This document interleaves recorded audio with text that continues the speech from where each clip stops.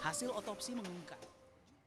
Dan saat ini kita sudah bergabung dengan Bapak Samsul Padli, anggota Tim SAR Unit Lombok Timur yang kemarin ikut mengevakuasi almarhum Juliana, warga negara Brasil. Halo Bapak.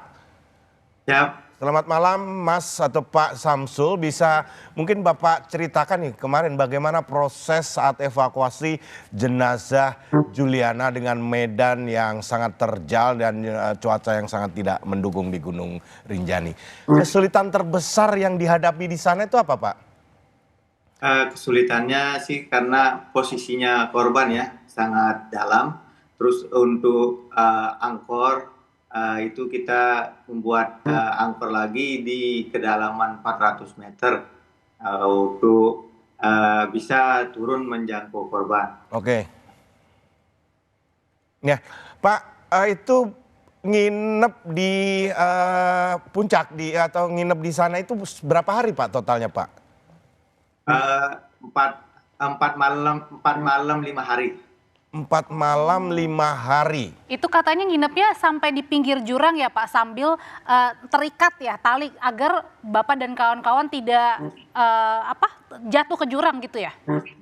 Ya Mbak, begitu. Kita membuat angkor di batu yang kuat. Nah, di sana kita pasang kostil supaya kita aman, tidak jatuh ke jurang.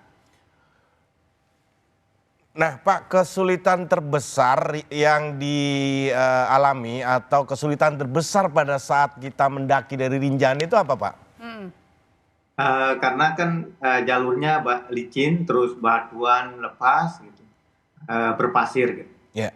Oh, jadi itu yang harus diwaspadai juga ya Pak oleh para pendaki yang saat ini berada atau sedang mendaki di Gunung Rinjani ya Pak ya?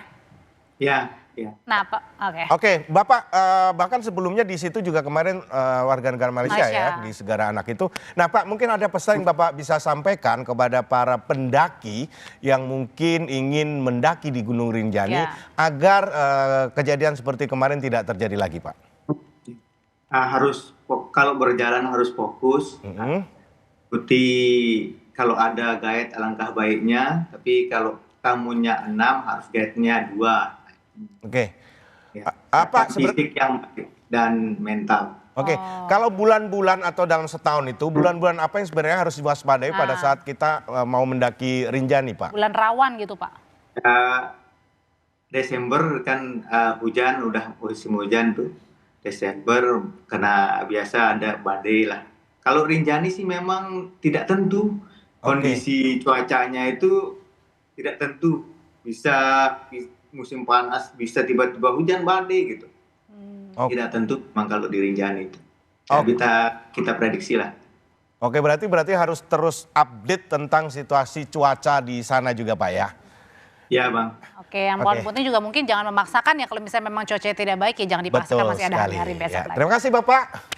Selamat malam Pak Samsul. Selamat malam.